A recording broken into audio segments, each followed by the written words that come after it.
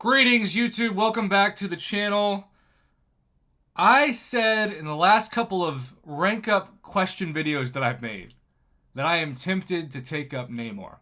And I got a ton of pushback. I actually have heard from people who've said, Prof, you're like a propagandist for Namor. You don't realize that he is nerfed compared to what he used to be, and he's not even close to my top 10 best mutant champion of my own tier list.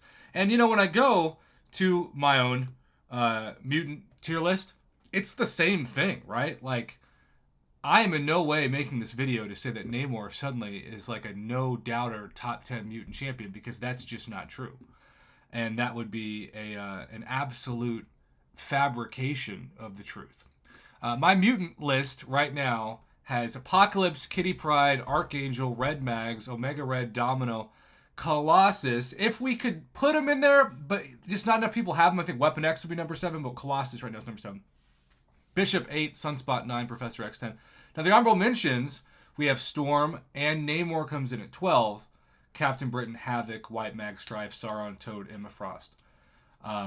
So that is that's the list right now. Now we're gonna vote again next month. We'll start the poll process again in February.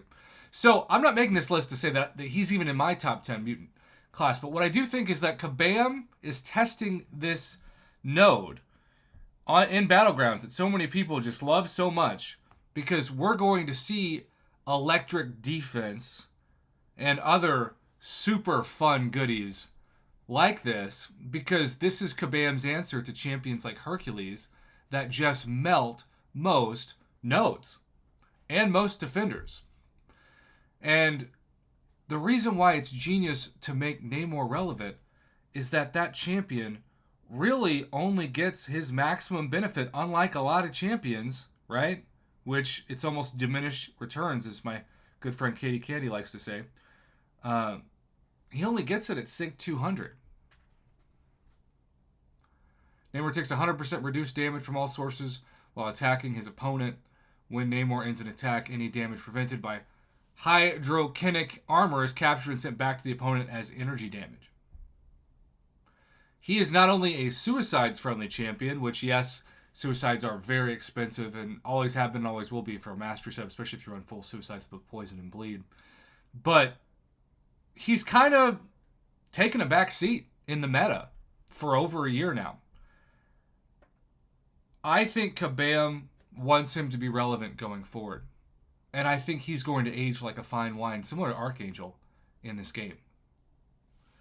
I also am recording this video specifically because I just won my first Battlegrounds match in 4 days. Sorry to Sky 140. I'm sure you're a great summoner. I'm not trying to... Look, I lost 6 maps. I did not get... Let's just look at this atrocity. I got 8,000 points, 7,000 points.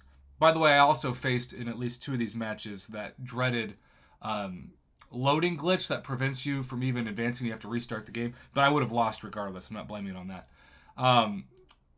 8,000 points, 10,000 points. That was my big one. I got to 10,000. That felt like a big deal. And then 6,000 points and 9,000 points. Real impressive. Today, I got 50,000 points and 52,000 points. And he got to 9,000 points and 42,000 points. So I didn't know if I would win another match for the rest of the season. And maybe I won't. You know, maybe this is going to be a far-off shoot. But I got 200 trophy tokens, at least, for winning that objective. I really do believe I speak for the average player. Now, the reason why I appear quite deceivingly to be better than an average player is largely because I have a huge, compared to the average player, bankroll of potential money I can spend on the game thanks to my YouTube channel. And even though everybody from my accountant to my family tells me I should save more of the money than I do, that I spend on the game, this is my fun hobby. This is so relaxing after a long day of teaching, or, you know, Lord knows what else life throws at me. So if I can spend $10,000 on this game every even 6 months. No, I don't think I spent 20K on the game. Probably spent between 10 and 15,000 last year, which is by far the most I've spent.